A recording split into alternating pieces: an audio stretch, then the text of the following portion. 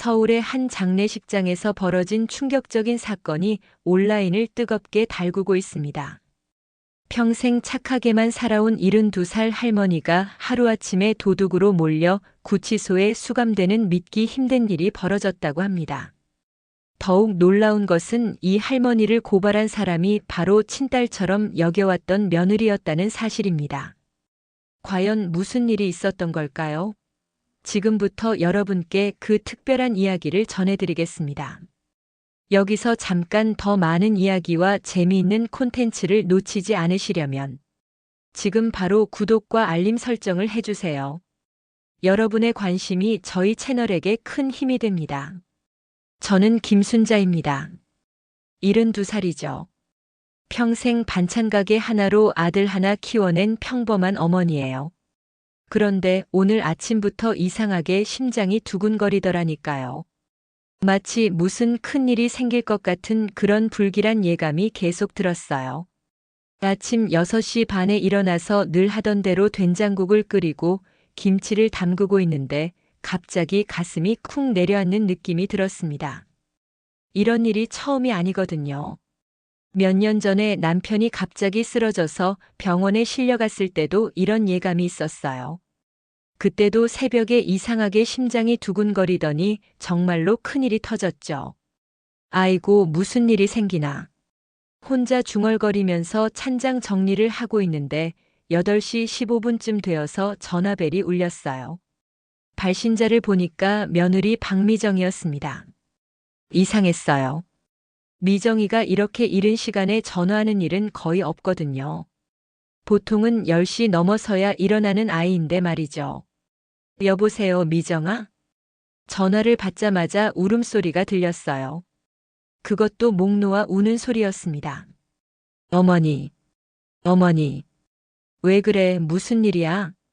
우리 엄마가 갑자기 돌아가셨어요.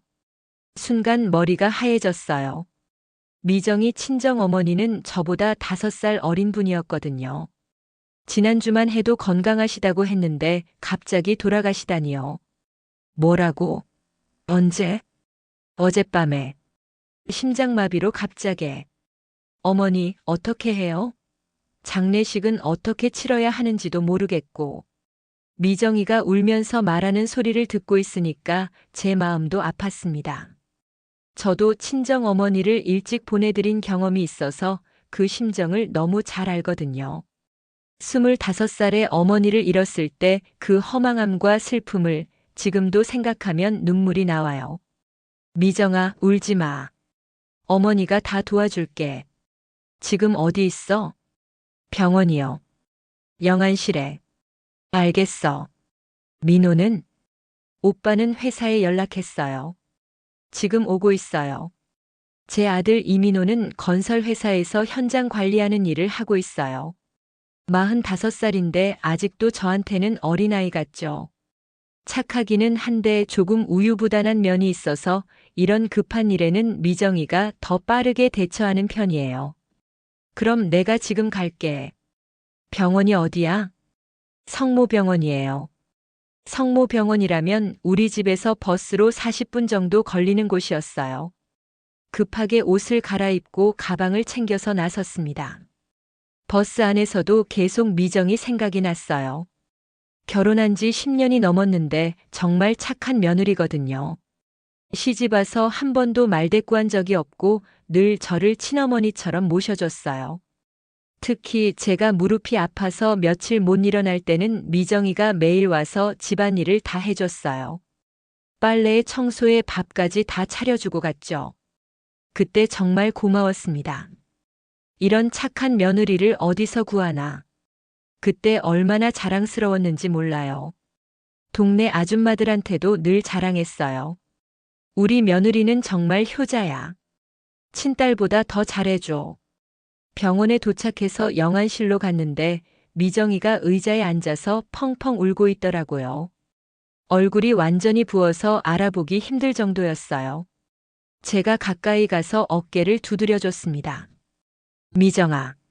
어머니. 미정이가 저를 보자마자 일어나서 제 품에 안겼어요. 그리고는 아이처럼 울었습니다. 40살이 넘은 어른이 이렇게 울다니 얼마나 충격이 컸을지 짐작이 됐어요. 괜찮아, 괜찮아. 어머니가 있잖아. 제가 미정이 등을 토닥이면서 달래줬어요. 정말 친딸 같았습니다. 저도 눈물이 났어요.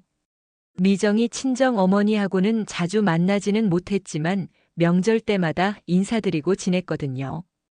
인자하시고 좋은 분이었는데 그때 민호가 도착했어요.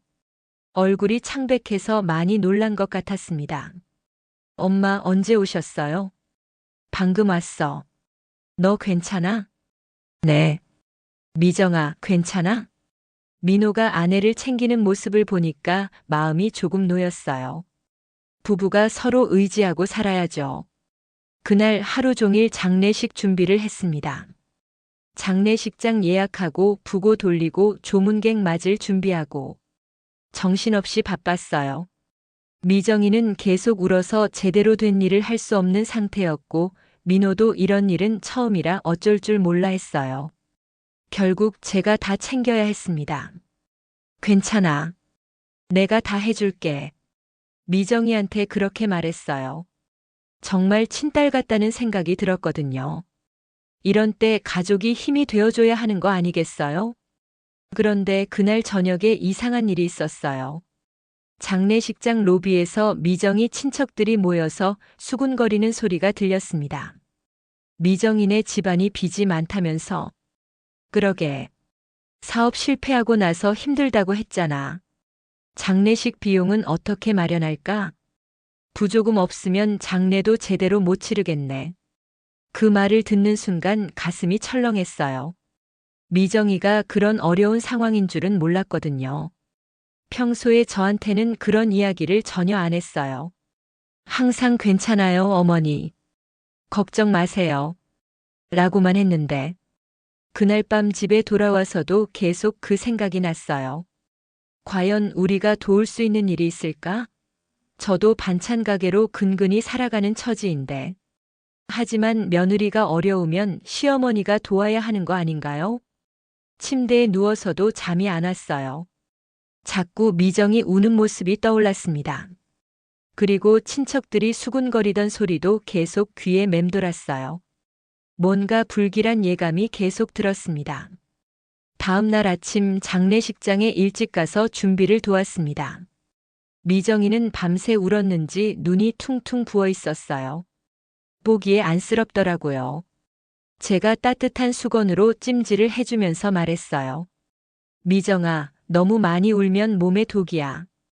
어머니가 하늘에서 걱정하실 거야.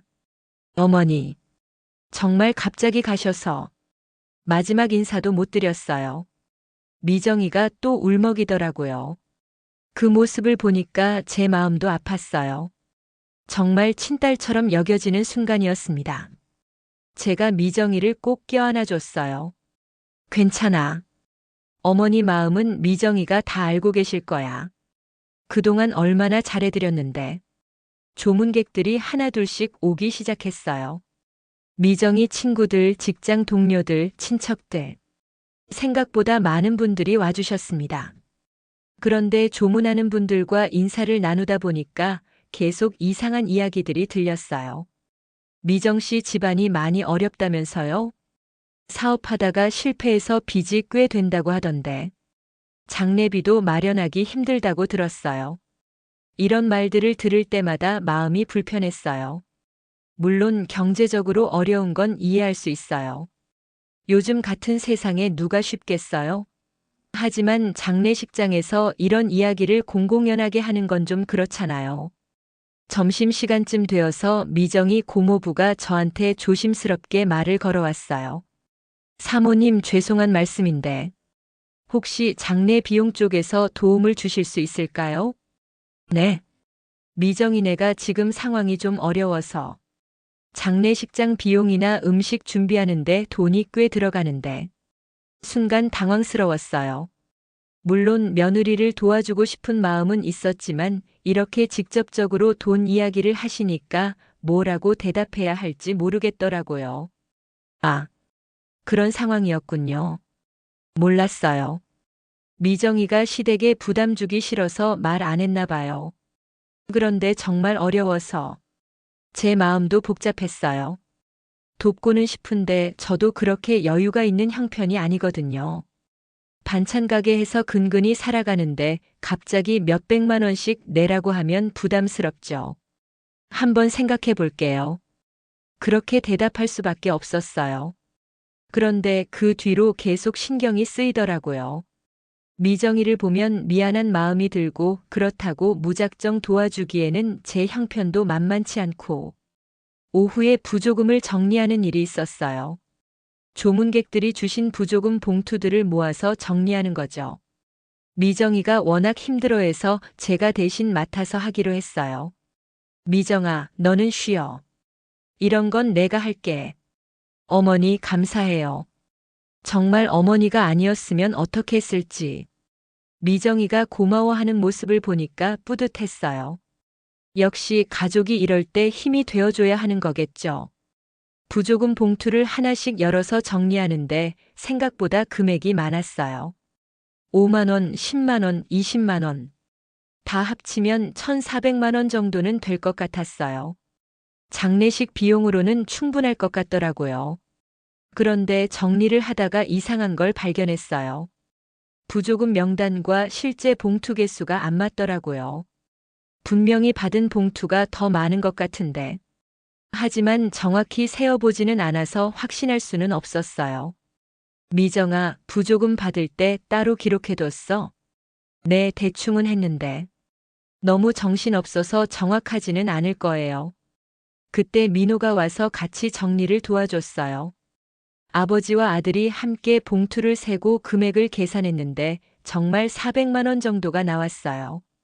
이 정도면 장례식 비용은 충분할 것 같은데? 민호가 말했어요. 그러게. 다행이다. 미정아, 걱정 말아라.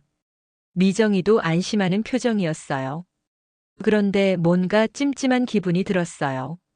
아까 부조금 정리할 때 뭔가 이상했는데. 정확히 뭔지는 모르겠지만 꺼림칙한 느낌이 계속 들었습니다. 저녁 무렵에 장례식장 휴게실에서 쉬고 있는데 미정이 친척들이 또 모여서 이야기하는 소리가 들렸어요. 부조금이 꽤 모였다던데.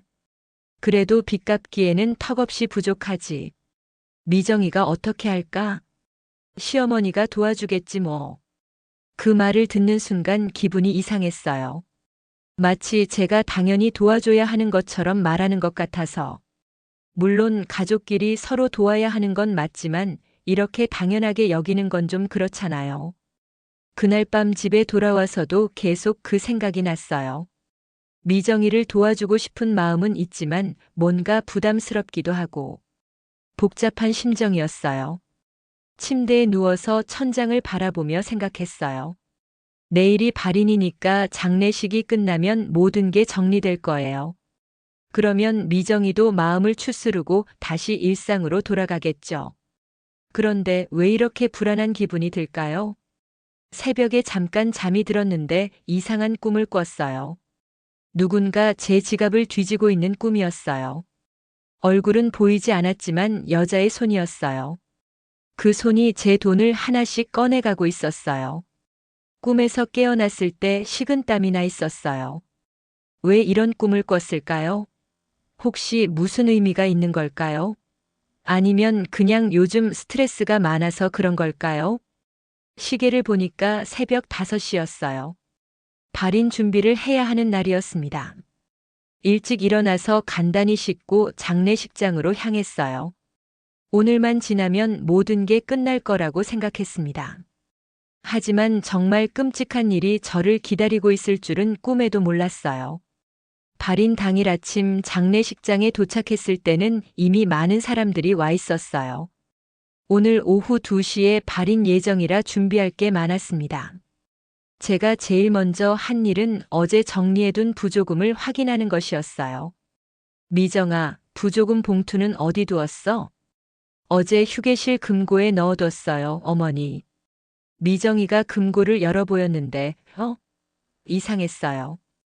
분명히 어제는 큰 봉투에 담아서 넣어뒀는데 봉투가 좀 작아 보이더라고요. 미정아, 이게 맞아? 어제보다 양이 적어 보이는데? 그런가요? 어제 너무 정신없어서 함께 봉투를 꺼내서 다시 세어봤어요. 그런데 이게 웬일이에요? 어제 분명히 1,400만 원 정도였는데 오늘 세어보니까 800만 원밖에 안 되는 거예요. 이상하네. 분명히 어제는 더 많았는데. 민호도 함께 다시 세어봤지만 결과는 마찬가지였어요. 800만 원 정도밖에 안 남아 있었습니다. 엄마, 혹시 다른 곳에 따로 보관한 게 있나요? 아니야. 다 여기 넣었는데. 그때부터 장례식장이 발칵 뒤집어졌어요. 부조금 600만 원이 사라진 거예요. 미정이는 완전히 패닉 상태가 되었고 친척들도 난리가 났어요. 부조금이 없어졌다고. 도둑이 들었나? CCTV는 확인했어?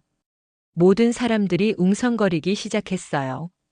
저도 당황스러웠지만 일단 침착하게 생각해 보려고 했어요. 어제 저녁에 금고에 넣을 때까지는 분명히 있었는데 하룻밤 사이에 누가 가져갔다는 얘기잖아요. 장례식장 직원을 불러서 CCTV 확인을 요청했어요. 그런데 휴게실 안쪽에는 CCTV가 없다고 하더라고요. 복도 쪽에만 있다고 했어요. 그럼 어제 저녁부터 오늘 아침까지 휴게실에 들어간 사람이 누구인지는 알 수 있겠네요. 네, 확인해 보겠습니다. 1시간 뒤에 CCTV 확인 결과가 나왔어요.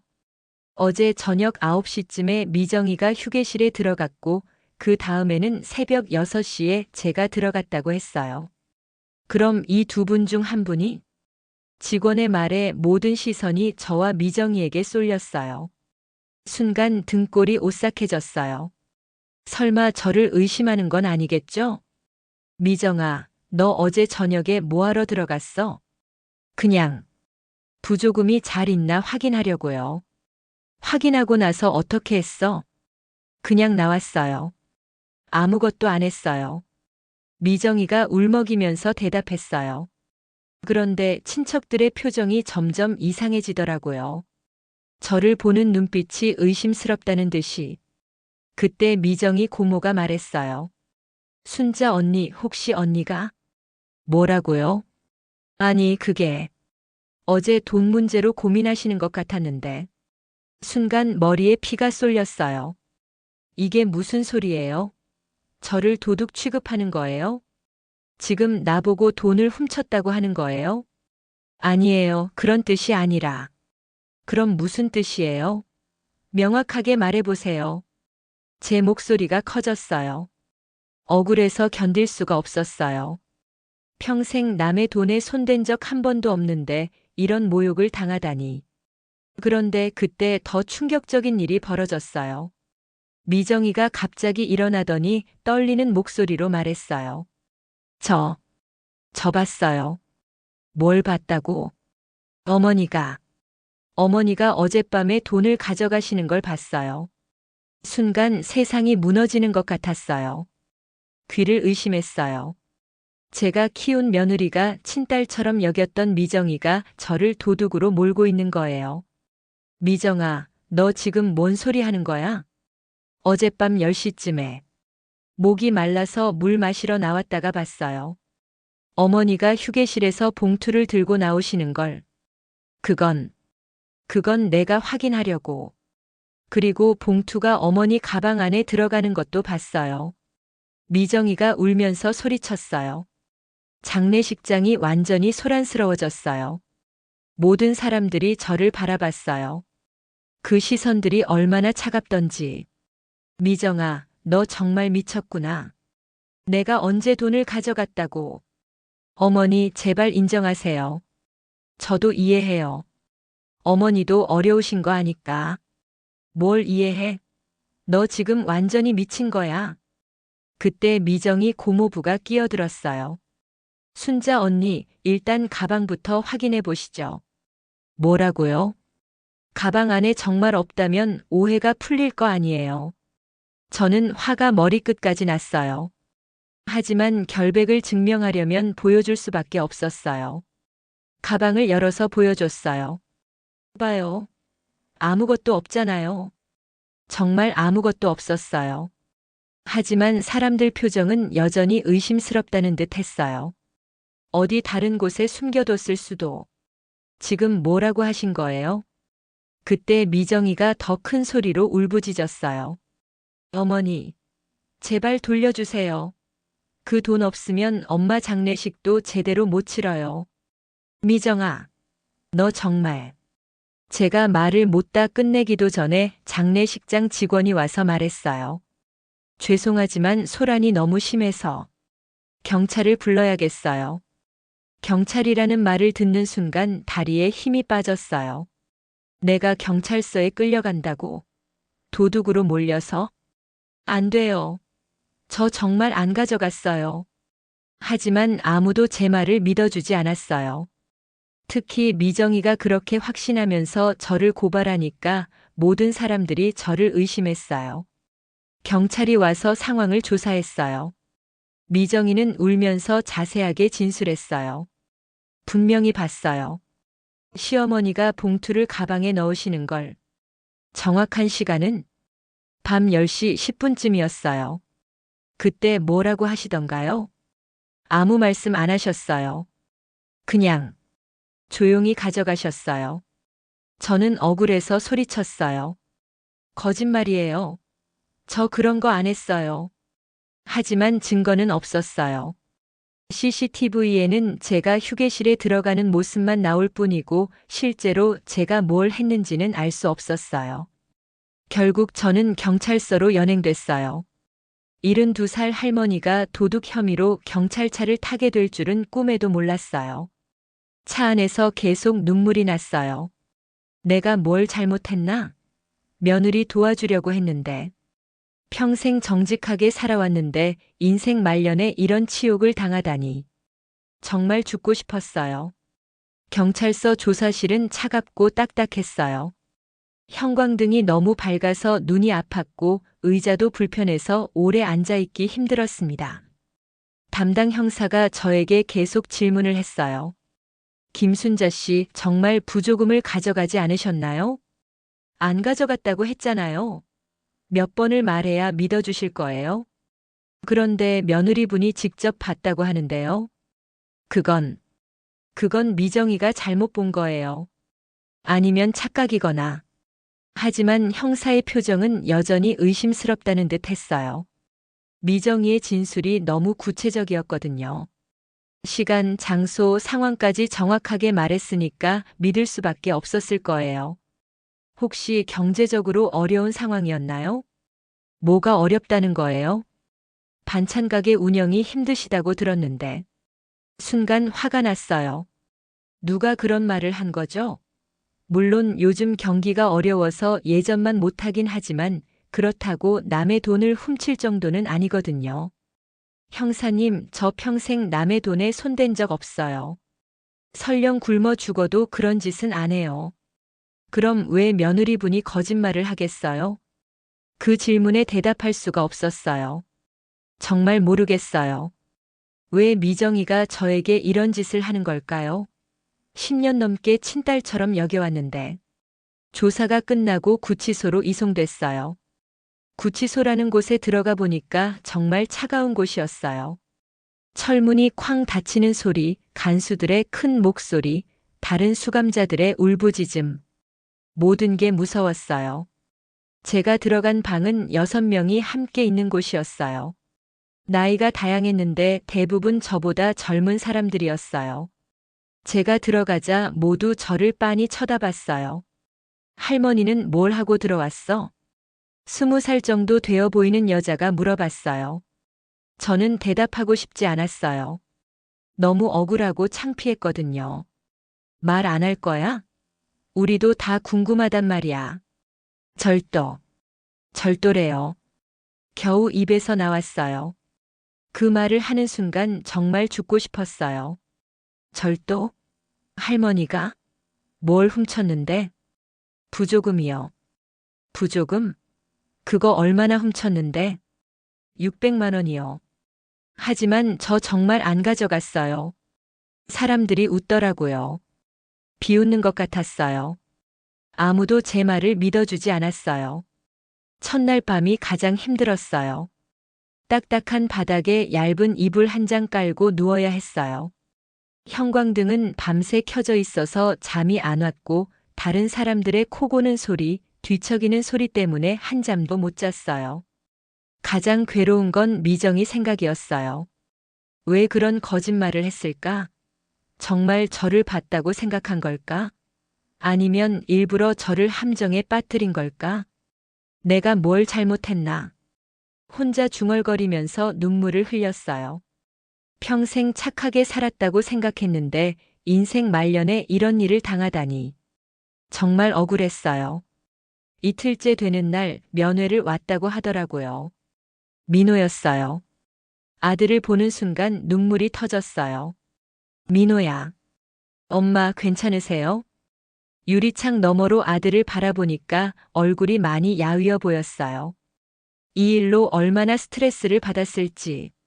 민호야, 엄마 정말 안 했어. 정말로. 엄마 알아요. 엄마가 그런 분 아니잖아요.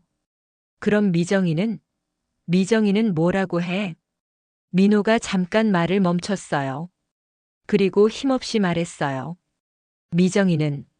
미정이는 계속 엄마가 가져갔다고 해요. 뭐라고?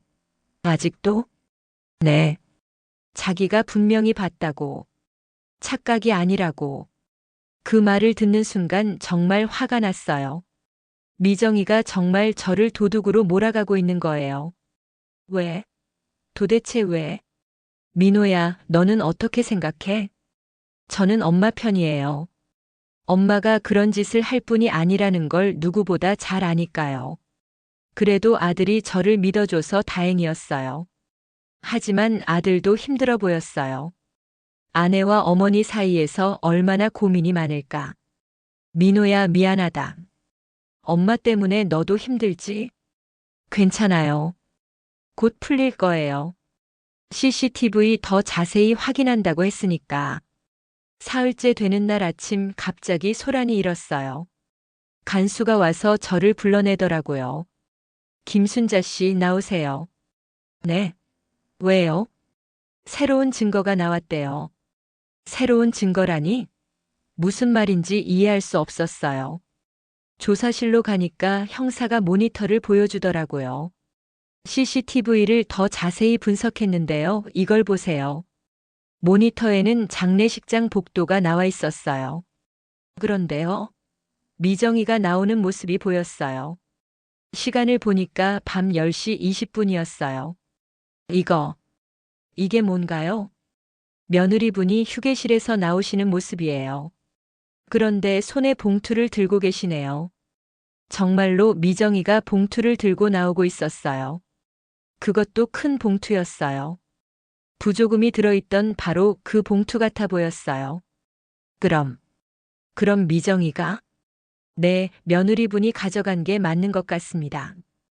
더 확인해 보겠지만, 순간 머리가 하얘졌어요. 미정이가 정말로 부조금을 가져간 거예요?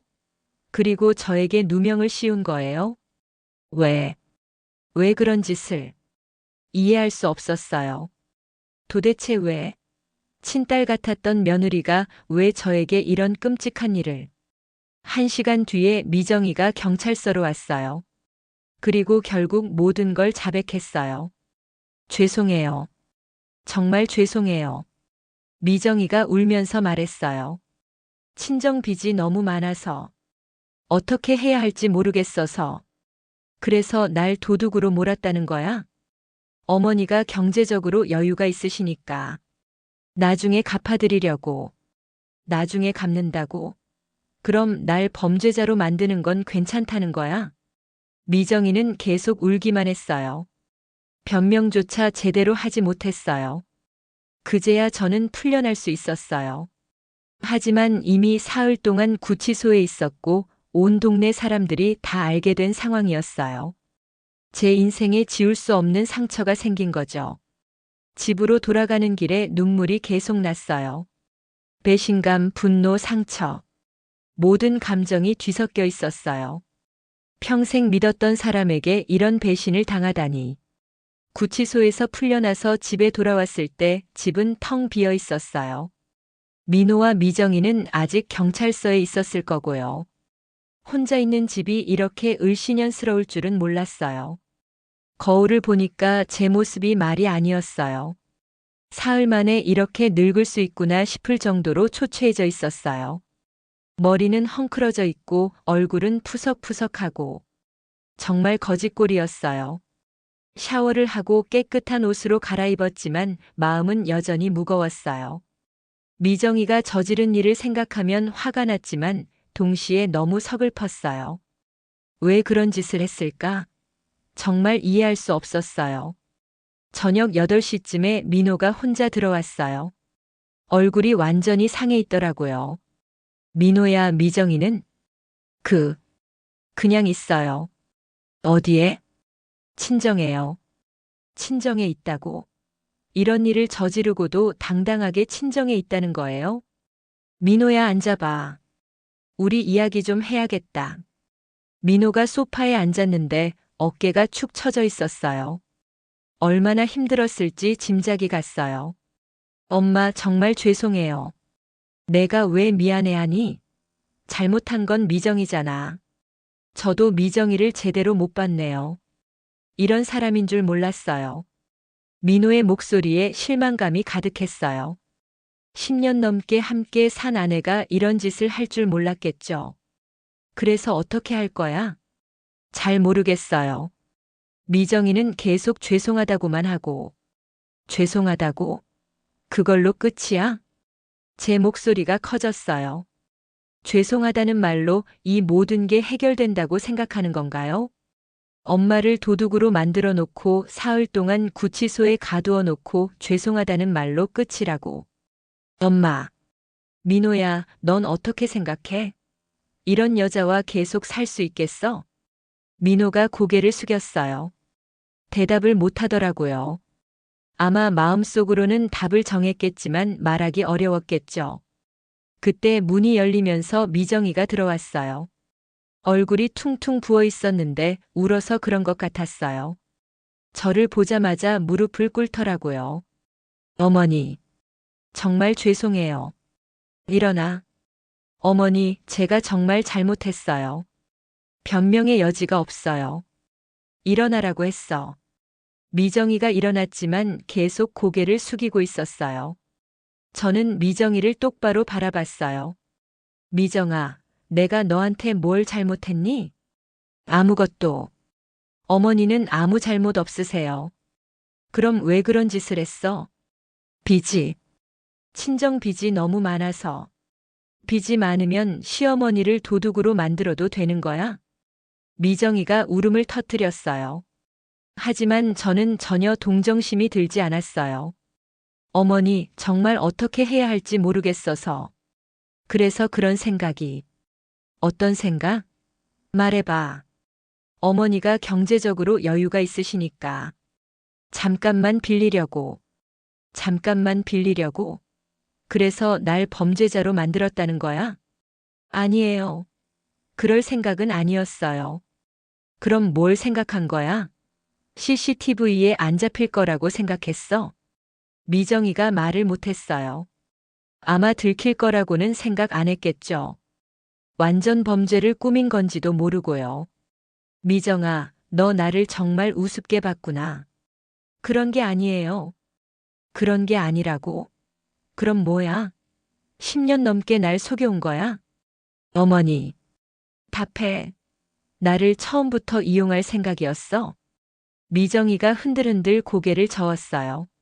하지만 저는 믿을 수 없었어요. 이런 짓을 할 수 있는 사람이라면 다른 것도 얼마든지 속였을 수 있잖아요. 민호가 중간에서 말했어요. 엄마, 미정이가 정말 후회하고 있어요. 후회? 후회해서 뭐 어쩌자는 거야? 용서해 주세요. 미정이가 또 무릎을 꿇으려고 했어요. 저는 그걸 막았어요. 용서? 용서라고? 제 목소리가 떨렸어요. 분노와 서러움이 섞여서 말이 제대로 안 나왔어요. 미정아, 너 용서받을 자격이 있다고 생각해? 어머니. 사흘 동안 구치소에서 내가 뭘 느꼈는지 알아? 철문 닫히는 소리, 차가운 바닥, 범죄자 취급. 그걸 너 때문에 당했어. 죄송해요. 정말 죄송해요. 죄송하다고 해서 내 상처가 없어지니? 동네 사람들이 날 보는 시선이 달라지니? 정말 그랬어요. 이미 소문이 다 퍼졌을 거예요. 김순자 할머니가 부조금을 훔쳤다가 잡혔다고. 나중에 누명이었다고 밝혀져도 사람들 기억 속에는 그게 남아있을 거예요. 어머니, 제가 동네 사람들한테 다 설명할게요. 설명? 그걸로 끝이야? 저는 정말 화가 났어요. 이 모든 걸 설명 몇 마디로 해결하려고 하다니. 미정아, 넌 정말 몰라. 신뢰라는 게 얼마나 소중한 건지. 알아요. 이제 알아요. 알긴 뭘 알아. 알았으면 그런 짓을 했겠어? 그때 민호가 일어나더라고요. 엄마, 미정아, 이제 그만해요. 계속 이러면 안 돼요. 민호야, 넌 누구 편이야? 엄마 편이에요. 당연히 엄마 편이죠. 하지만 뭐? 미정이도 잘못을 뉘우치고 있어요. 저는 민호를 바라봤어요. 아직도 아내를 감싸고 있는 거예요.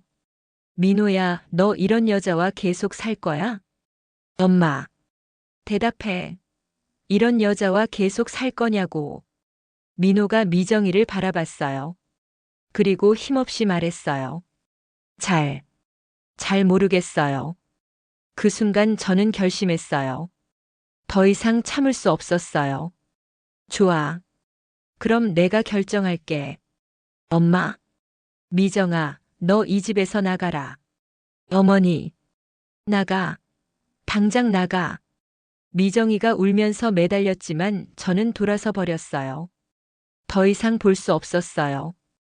미정이와 민호가 집을 나간 지 벌써 석 달이 지났어요. 처음에는 혼자 있는 게 속이 시원했는데 시간이 지나니까 적막함이 너무 컸어요. 특히 저녁 때가 제일 힘들었습니다. 예전에는 셋이 함께 밥을 먹곤 했는데 이제는 혼자서 덩그러니 식탁에 앉아 있으니까 너무 쓸쓸했어요. 반찬 가게도 예전 같지 않았어요. 손님들이 저를 보는 시선이 묘했거든요. 겉으로는 아무렇지 않게 대했지만 뭔가 어색한 분위기가 감돌았어요. 아마 그 사건 때문일 거예요. 비록 누명이었다고 밝혀졌지만 한 번 박힌 인상은 쉽게 지워지지 않나 봐요. 순자야, 요즘 어때? 혼자 지내기 힘들지? 단골 손님인 김 여사가 물어봤어요. 걱정하는 목소리였지만 뭔가 탐탁지 않은 느낌이었어요. 괜찮아요. 혼자 있는 게 오히려 편하네요. 그래도 가족이 있어야 하는 거 아니야? 며느리하고 화해는 안 되고. 화해요? 그런 짓을 하고도 화해가 돼요? 김 여사가 고개를 끄덕였어요. 하지만 표정에서 뭔가 아쉬워하는 기색이 보였어요. 아무래도 나이 들어서 혼자 지내면 나중에 아프기라도 하면 어떻게 해? 그런 말을 들을 때마다 마음이 무거웠어요. 사실 저도 그런 걱정이 있었거든요. 벌써 72살인데 언제까지 혼자 버틸 수 있을까 하는 생각이 들었어요. 어느 날 시장에서 아는 아줌마를 만났어요. 박 아줌마였는데 예전에 자주 이야기를 나누던 사이였어요. 순자야, 오랜만이네. 요즘 어떻게 지내? 그냥 그렇게 지내죠. 아들은? 아직도 따로 살아? 네. 아이고, 그것도 참. 어디서 산다고 했지? 원룸이요. 역 근처에. 박 아줌마가 고개를 저었어요. 아들도 참 답답하네. 엄마가 이런 일 당했는데 아내 편을 들고. 뭔 소리예요? 민호가 아내 편을 든다고요? 아니야. 그럼 왜 아직도 같이 살고 있어? 그 말을 듣는 순간 가슴이 뜨끔했어요. 민호가 아직도 미정이와 함께 살고 있다는 뜻이었거든요. 박 아줌마, 그게 확실한 이야기예요? 응, 며칠 전에 봤어. 둘이서 마트에서 장 보는 걸. 집에 돌아와서 그 이야기가 계속 머릿속을 맴돌았어요. 민호가 아직도 미정이와 함께 살고 있다니. 그럼 저를 선택한 게 아니라 그냥 잠시 피해 있는 거였나요? 며칠 뒤에 또 다른 소식을 들었어요. 김치를 사러 온 이웃집 아줌마가 말했어요. 순자 씨, 아들 며느리 얘기 들었어요? 무슨 얘기요? 요즘 많이 힘들다던데.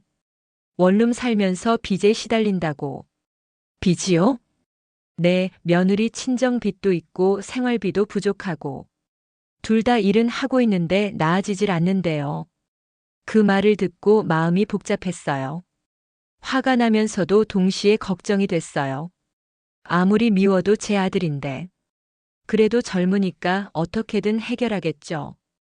그런데 며느리가 아직도 여기저기서 돈 빌리러 다닌다던데. 뭐라고요? 친정 빚 갚느라고 계속 돈을 구하고 다닌다고. 사채까지 손댔다는 소문도 있어요.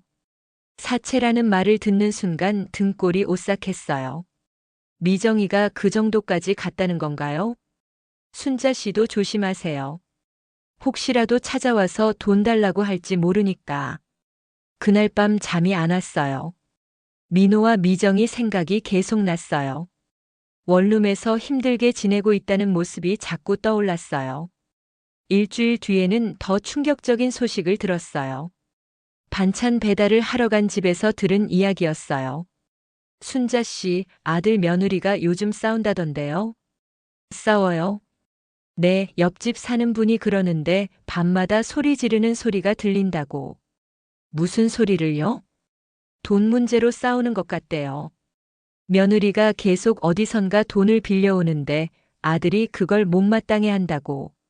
그 이야기를 들으니까 마음이 더 무거워졌어요. 민호가 얼마나 스트레스 받고 있을까. 한 달이 더 지난 어느 날 길에서 민호를 우연히 만났어요. 깜짝 놀랐어요. 얼굴이 완전히 야위어 있더라고요. 민호야. 아, 엄마. 민호가 저를 보고 당황하는 것 같았어요. 피하고 싶어 하는 표정이었어요. 야, 너 많이 빠졌구나. 밥은 제대로 먹고 다녀? 네. 잘 먹고 있어요. 거짓말. 얼굴 봐라. 완전히 상했잖아. 민호가 고개를 숙였어요. 뭔가 말하고 싶어 하는 것 같았지만 입을 열지 못했어요. 엄마. 왜? 아니에요. 그냥. 뭔 일 있어? 말해봐. 아무것도 없어요. 잘 지내고 있어요. 하지만 민호의 표정은 전혀 잘 지내는 것 같아 보이지 않았어요. 뭔가 큰 고민이 있는 것 같았어요. 민호야, 힘들면 언제든 집에 와. 알았지? 네. 그렇게 대답했지만 민호는 여전히 어두운 표정이었어요. 헤어지고 나서 계속 민호 생각이 났어요. 제 아들이 저렇게 힘들어하는데 엄마로서 그냥 보고 있을 수만은 없잖아요. 아무리 미정이가 잘못했다고 해도. 그날 밤 또 잠이 안 왔어요. 민호의 야윈 얼굴이 계속 떠올랐어요. 그리고 미정이에 대한 분노도 다시 올라왔어요. 저 여자 때문에 우리 가족이 이렇게 망가진 거잖아요. 내가 어떻게 해야 하나. 혼자 중얼거리면서 천장을 바라봤어요. 아들을 구해야 할까? 아니면 그냥 두어야 할까? 정말 어려운 선택이었어요. 석 달 넘게 고민하다가 결국 참을 수 없었어요. 민호의 야윈 얼굴이 계속 머릿속에서 떠나질 않았거든요. 아무리 미정이가 밉다고 해도 제 아들이 고생하는 걸 그냥 둘 수는 없잖아요. 주말 아침에 김치찌개를 끓이고 밑반찬을 여러 가지 만들었어요. 깻잎장아찌, 멸치볶음, 콩나물 무침, 시금치나물. 민호가 좋아하는 것들로 가득 담았어요. 보온도시락에 밥도 넣고 큰 봉지에 모든 걸 담았어요. 역 근처 원룸촌은 처음 가보는 곳이었어요. 좁은 골목길에 다닥다닥 붙어있는 건물들. 이런 곳에서 민호가 살고 있다니 마음이 아팠어요. 3층 복도 끝에 있는 방 번호를 확인하고 문을 두드렸어요. 민호야, 엄마야. 잠깐 침묵이 흘렀어요. 그러다가 문이 조심스럽게 열렸어요. 민호가 놀란 표정으로 저를 바라봤어요. 엄마, 어떻게 여기를? 반찬 가져왔어. 들어가도 돼? 민호가 당황하면서 뒤를 돌아봤어요. 아마 미정이가 있는 모양이었어요. 엄마, 지금은 좀. 왜? 며느리 있어서 안 돼? 그때 안에서 미정이 목소리가 들렸어요. 어머니세요? 들어오세요. 민호가 어쩔 수 없다는 듯 문을 활짝 열어줬어요. 방 안에 들어가 보니까 정말 좁았어요. 10평도 안 되는 원룸에 부엌, 화장실까지 다 있었어요. 미정이가 소파에 앉아 있었는데 저를 보자마자 일어나더라고요. 어머니, 앉아 있어. 저는 딱딱하게 말했어요. 미정이를 보니까 다시 화가 올라왔거든요. 방 안을 둘러보니까 정말 초라했어요. 낡은 가구들, 찌그러진 냄비, 곰팡이 핀 벽지. 이런 곳에서 살고 있었구나 싶으니까 마음이 복잡했어요. 민호야, 밥은 먹었어? 네, 아침 먹었어요. 뭘로? 그냥. 라면이요. 라면으로 아침을 먹었다고. 제 가슴이 아팠어요. 집에 있을 때는 매일 따뜻한 밥상을 차려줬는데. 반찬 많이 가져왔으니까 잘 먹어. 김치찌개도 끓여왔어. 보온 도시락을 꺼내서 식탁에 차려줬어요. 민호가 고마워하는 표정이었어요. 엄마, 감사해요. 뭘 감사해. 엄마가 당연히 해야 할 일이지. 그런데 미정이가 계속 조심스럽게 저를 쳐다보고 있더라고요. 뭔가 말하고 싶어 하는 것 같았어요. 어머니. 뭐야? 정말 죄송해요.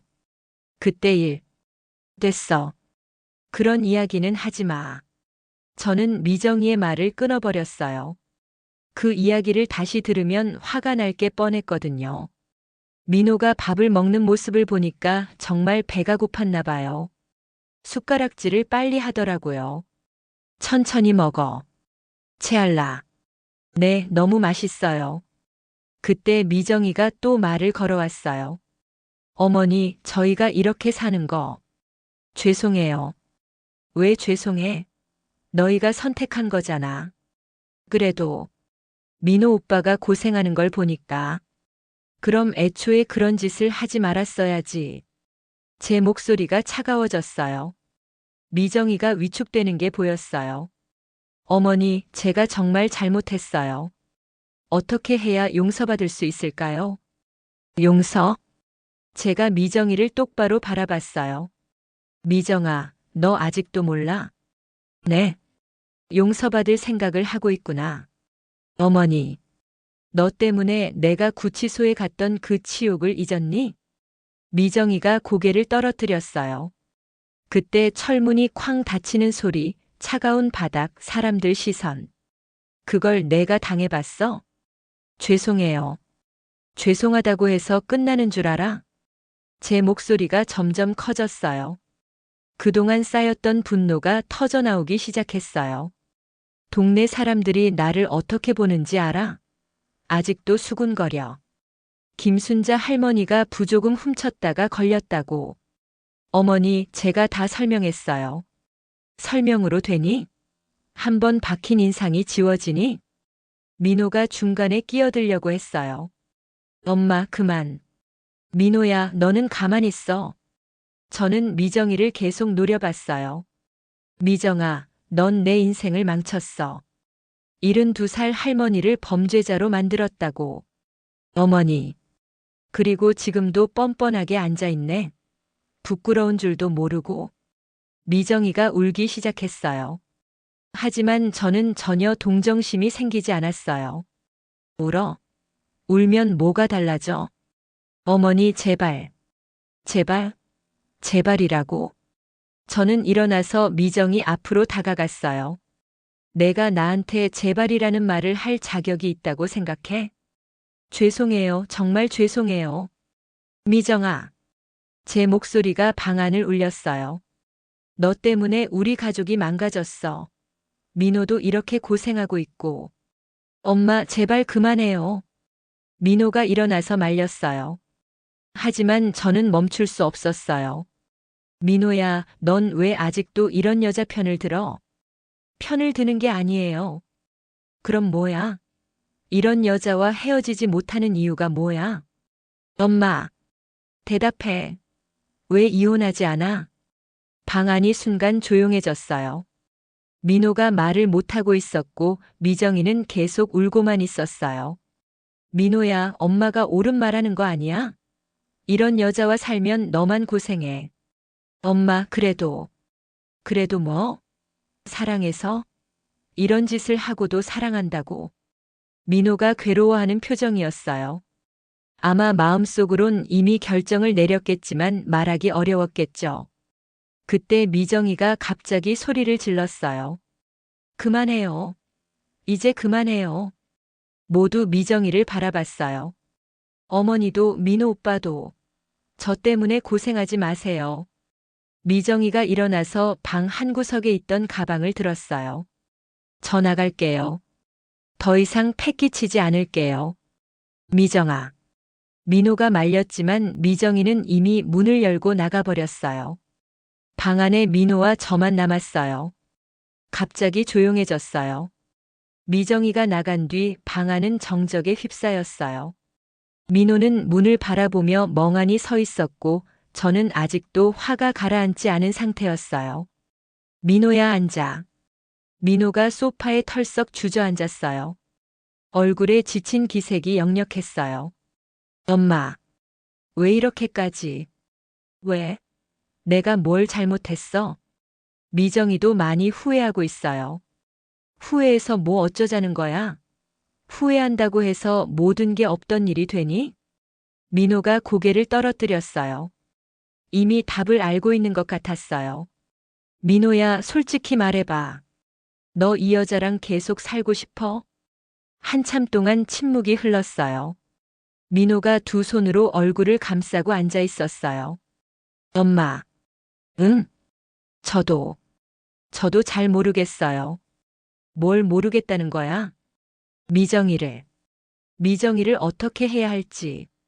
민호의 목소리에 고민이 담겨 있었어요. 10년 넘게 함께 산 아내인데 하루아침에 관계를 정리하기가 쉽지 않겠죠. 민호야, 엄마가 물어볼게. 미정이를 아직도 사랑해? 그게 솔직하게 말해봐. 민호가 한참 고민하더니 작은 소리로 말했어요. 예전 같지 않아요. 예전 같지 않다는 게 뭔 뜻이야? 그 일이 있고 나서 미정이를 보면 실망감이 먼저 들어요. 그 말을 듣고 조금 안심이 됐어요. 민호도 미정이에 대한 믿음이 깨진 거였어요. 그럼 왜 아직도 같이 살고 있어? 그냥 습관적으로. 그리고 이혼하면 미정이가 혼자 어떻게 살지? 미정이 걱정은 왜 해? 자기가 저지른 일인데. 그래도 뭐야? 너 지금 가해자 걱정하고 있는 거야? 제 목소리가 다시 높아졌어요. 민호가 아직도 미정이를 챙기려고 하는 게 답답했어요. 민호야, 정신 차려. 미정이는 너를 생각해서 그런 짓 한 게 아니야. 네. 자기 친정 빚 때문이었잖아. 너를 위해서가 아니라 자기를 위해서 한 거라고. 민호가 그제야 깨닫는 표정이었어요. 그리고 생각해봐. 미정이가 정말 너를 사랑했다면 시어머니를 도둑으로 몰았겠어? 가족을 그렇게 배신했겠어? 엄마. 미정이는 처음부터 우리 가족을 이용한 거야. 경제적으로 의지할 곳이 필요했던 거지. 그 말에 민호의 얼굴이 어두워졌어요. 아마 그동안 생각해왔던 것들이 정리되고 있는 것 같았어요. 엄마, 그럼 저는 어떻게 해야 해요? 뭘 어떻게 해? 당연히 이혼해야지. 이혼. 그래, 이혼. 더 이상 그 여자와 엮여 있으면 안 돼. 민호가 깊은 한숨을 내쉬었어요. 사실 저도 그 생각을 했어요. 진작 그럴 걸 그랬지. 하지만 쉽지 않더라고요. 10년 넘게 함께 산 사이인데. 10년이 뭐가 중요해? 평생을 고생할 거야, 그 여자 때문에. 그때 문이 열리면서 미정이가 다시 들어왔어요. 얼굴이 완전히 망가져 있었어요. 미정아, 왜 다시 와? 민호가 놀라서 물어봤어요. 오빠, 저희 이혼해요. 순간 방 안이 조용해졌어요. 미정이가 먼저 이혼 이야기를 꺼낸 거예요. 뭐라고? 더 이상은 안 되겠어요. 미정이가 울먹이면서 말했어요. 어머니 말씀이 맞아요. 제가 너무 큰 잘못을 저질렀어요. 저도 예상하지 못한 반응이었어요. 미정이가 이렇게 나올 줄은. 오빠도 저 때문에 너무 고생했어요. 이제 그만하세요. 미정아. 오빠 어머니한테 돌아가세요. 그게 맞아요. 민호가 당황스러워했어요. 갑작스러운 상황이었으니까요. 갑자기 왜 이런 말을? 갑작스러운 게 아니에요. 저도 오래 생각했어요.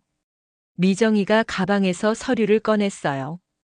이혼 서류도 준비했어요. 서명만 하면 돼요.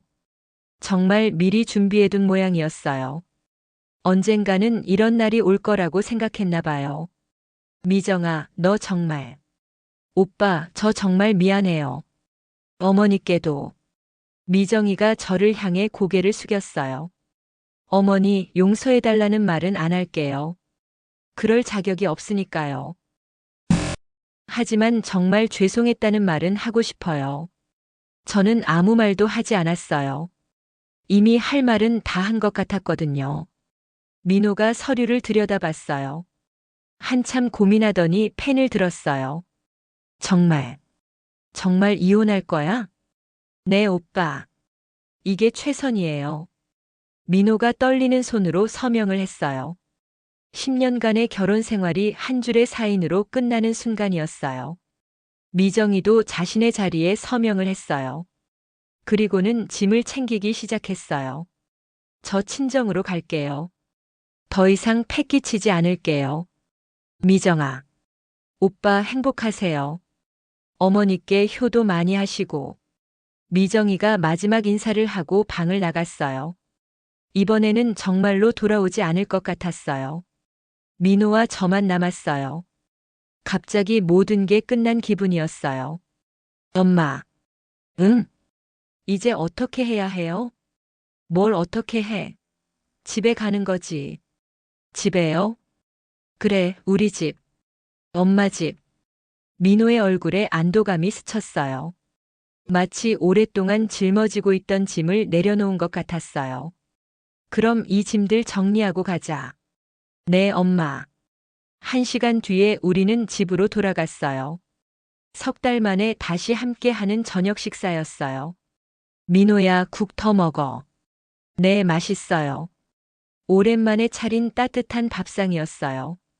김치찌개 냄새가 집 안가득 퍼졌고 민호는 맛있게 밥을 먹었어요. 엄마, 그동안 혼자 계셔서 힘드셨죠?